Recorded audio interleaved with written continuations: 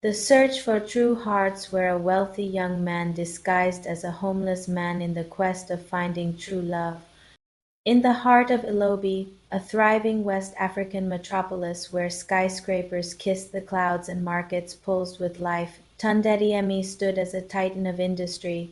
At 34, he was the CEO of Ediemi Ventures, a conglomerate spanning tech startups, upscale real estate, and luxury fashion outlets. His penthouse in Ilobi's affluent Sapphire District was a masterpiece of modern design. Floor-to-ceiling glass walls offered panoramic views of the city's twinkling lights, marble floors gleamed under recessed lighting, and a rooftop infinity pool shimmered under the stars. Tun's life was a curated gallery of success custom suits from Milan, a garage housing a Bentley, and a Porsche, and invitations to every high-profile event in the city. Yet, as he stood by his window each evening, watching Ilobi's neon heartbeat, a quiet ache gnawed at him. His wealth drew crowds, but their affection felt hollow, tethered to his status rather than his soul. Tun's childhood had been modest. Raised in a small town by his father, Chief Adiemi, a retired banker with a sharp mind and a heart rooted in integrity, those values lingered in Tund, but the city had changed him. The women he met at galas or through elite matchmaking apps were polished and charming, but their interest was predictable. One, a model named Zara, asked over dinner, "So how many properties do you own abroad?" Another, a socialite, texted him a list of designer bags she needed before their second date. Each encounter left Tund more guarded, his heart bruised by transactional smiles. "They don't see me," he'd mutter, staring at his reflection in the glass. One humid evening in his minimalist dining room, Tund shared his frustration with Femi Oladil, his childhood friend and personal assistant. Femi, a weary 35-year-old with a quick laugh and a knack for reading people, had been Tund's anchor since their university days at Ilobi State. Over steaming cups of coffee, Tund sighed. "I'm tired, Femi, tired of fake smiles, fake love, fake everything. I want someone who cares about me, not my bank account." Femi swirled his coffee, his eyes thoughtful. "You're Tund Ediemi, man. Your name's on billboards. People see the brand, not the guy who used to eat roasted corn with me by the roadside. If you want real, you've got to strip away the shine." Tund leaned forward, intrigued. "How?" "Disappear," Femi said, half grinning. "Live like a nobody for a while. No suits, no cars, no VIP passes. Walk the streets as a regular guy and see who notices you." Tund laughed, the idea absurd yet thrilling. "You're saying I should play poor? Sleep on the ground, beg for food." "Exactly," Femi said, eyes gleaming. "Test the world, find out who's got a heart. But you know it's risky, right?" "Ilobi streets aren't kind." Tun's mind raced. The idea was radical, but it sparked something in him, a chance to find authenticity in a world of facades. "I'm doing it," he said, his voice firm. "A month. I'll live in a rough part of town. No money, no status. You'll check on me, yeah?" From a distance, Femi shook his head, chuckling. "You're mad, but I'm in. Just don't get yourself arrested or robbed." That night Tund prepared for his experiment.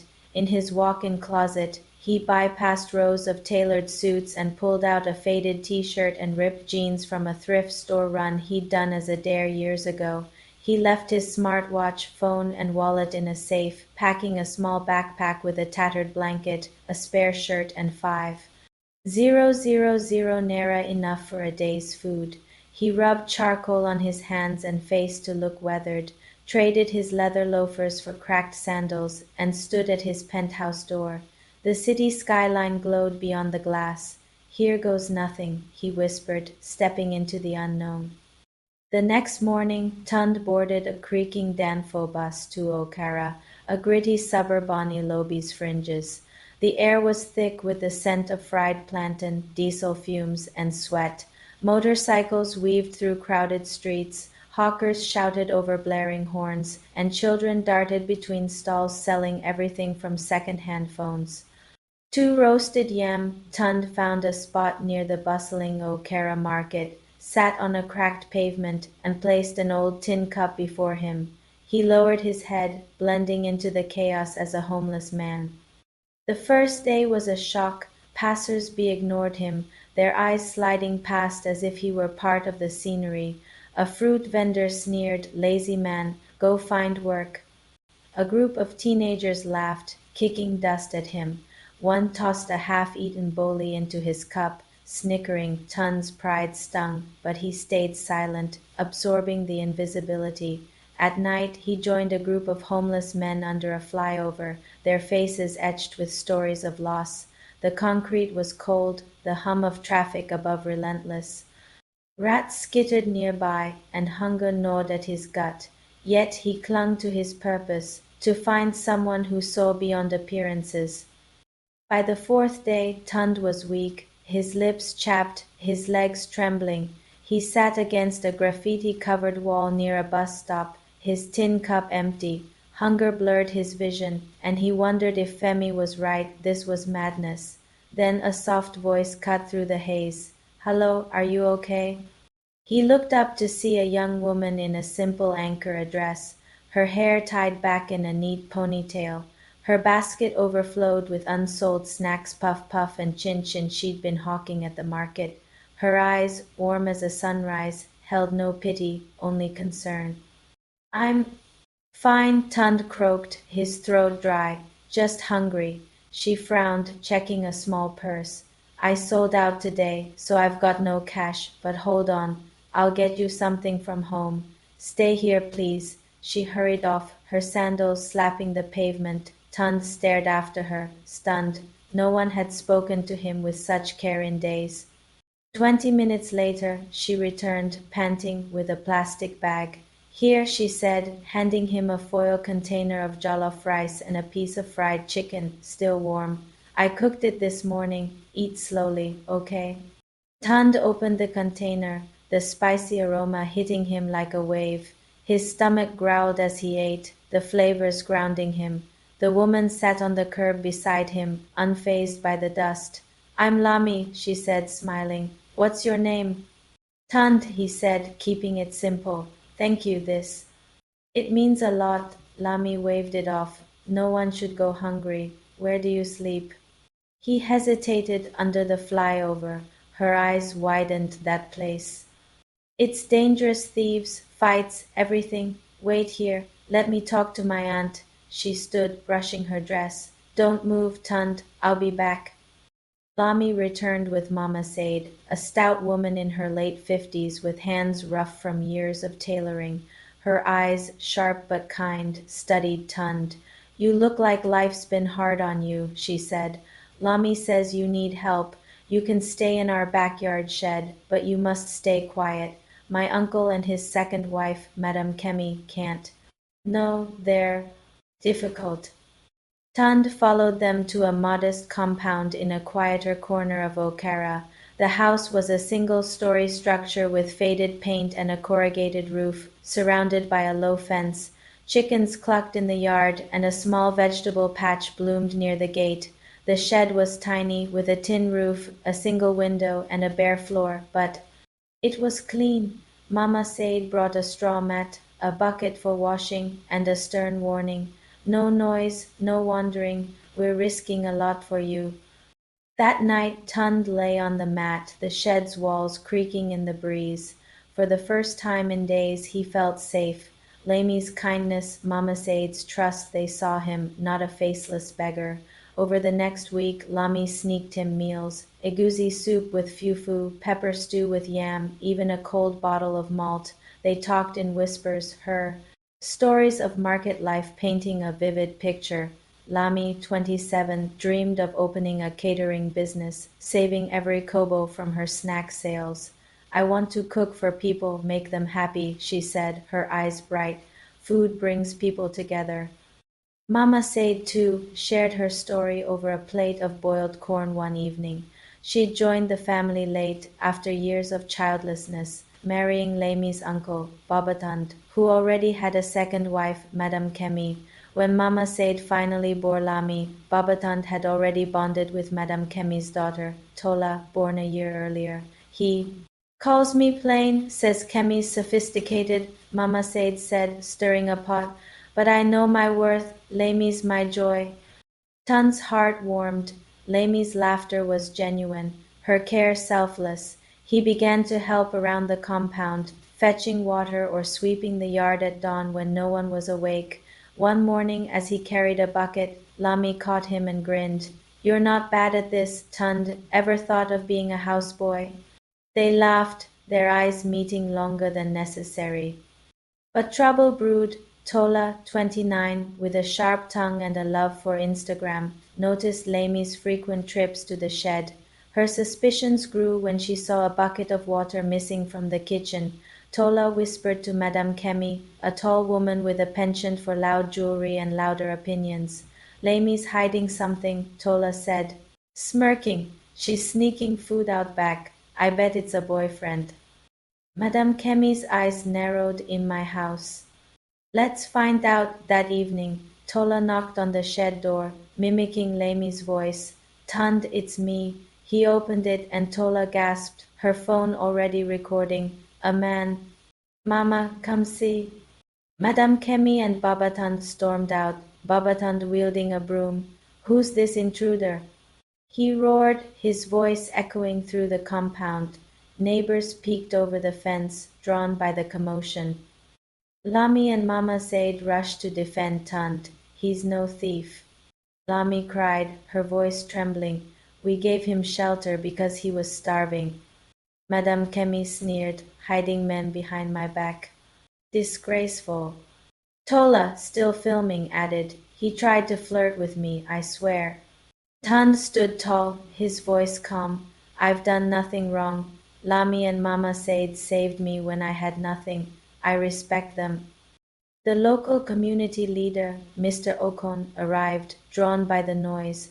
A retired teacher with a no-nonsense air. He listened to both sides. This is a family matter, he said, but the man must leave. Strangers can't stay without everyone's consent.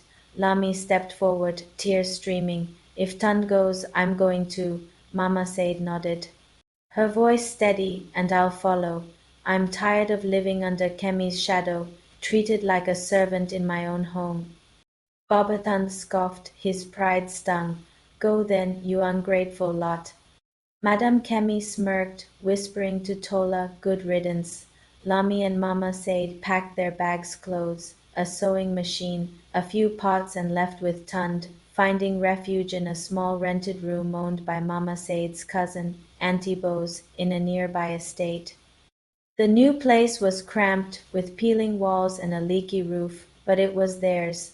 Lami sold puff puff and chin chin at the market, Mama Said stitched dresses for neighbors, and Tun took odd jobs fixing bicycles, painting fences, carrying loads. They shared meals of gari and vegetable stew, laughing over small victories. One evening, under a flickering bulb, Tun took Lami's hand. I love you, he said, his voice soft. You saw me when I was nothing, and you cared. Lami's eyes glistened. I saw a good man, Tund. I love you too. They embraced, the room feeling warmer than any mansion. Weeks later, Tund knew he couldn't hide forever. I have to go back, he told Lami and Mama Said over a meal of okra soup. But I'll return for you, I promise. Lami's heart ached, but she nodded. I trust you, just don't forget us. Tund returned to Ilobi's Sapphire District, his penthouse feeling sterile compared to the warmth of Lami's smile. He met his father, Chief Adiemi, in the family's colonial-era mansion, its walls adorned with old photos and carved masks. Over palm wine, Tund poured out his story, the streets, the hunger, Lami's kindness, Mama Said's. Courage! She chose me when I had nothing, Dad, he said. She's the one. Chief Adiemi's eyes twinkled. A woman who sees your heart over your wallet. That's rare. Let's bring her home. The next day, they drove to Okara in a modest SUV, Tund in a clean polo and jeans to avoid suspicion. Lami and Mama Said were sweeping the compound when they arrived. Lami dropped her broom, her mouth agape. Tund, you look different, he smiled, stepping out with Chief Adiemi, a tall man in a crisp agbada. I'm not a beggar, Tund said. I'm Tund Adiemi, CEO of Adiemi Ventures. I hid my truth to find yours. Lami, will you marry me? Lammy's tears fell as she nodded. Yes, always. Mama Said embraced him, whispering, Your family now. To honor tradition, they visited Babatund, offering gifts of kola nuts and wine, but he refused, his face stern. Tola must marry first. It's our custom. Chief Adiemi, furious, called an old friend, Honorable Dyke, the local government chairman, over a call. Dyke laughed. That rule? It's been gone for years. Love doesn't wait for birth order. I'll send a statement. Dyke's public announcement spread through Okara, freeing Lami to wed. The wedding was a vibrant affair, blending city elegance with market flair. Traders danced alongside corporate executives under canopies draped in Ankara. Lami glowed in a white gown with Jeel, Tund in a gold-embroidered agbada, Mama Said in a new lace dress was given a cozy bungalow in Ilobi's suburbs, her sewing business thriving. Madame Kemi and Tola, consumed by envy, sought a herbalist to curse Lami's joy, but on their return a storm hit and their motorcycle skidded off a muddy road. News of their tragic end sobered the community, a reminder of greed's folly. Babatund alone sought forgiveness at Lami's new home, but Mama Said stood firm. You chose pride. Over family, she said, live with it. A year later, Tund and Lami welcomed twins, Ife and Tewo. Their home buzzed with laughter, Mama Said singing Yoruba lullabies as she rocked the babies. From the streets to a new beginning, Tund had found not just love but a family that filled his heart. True love sees the soul, not the status, and kindness builds bonds stronger than wealth.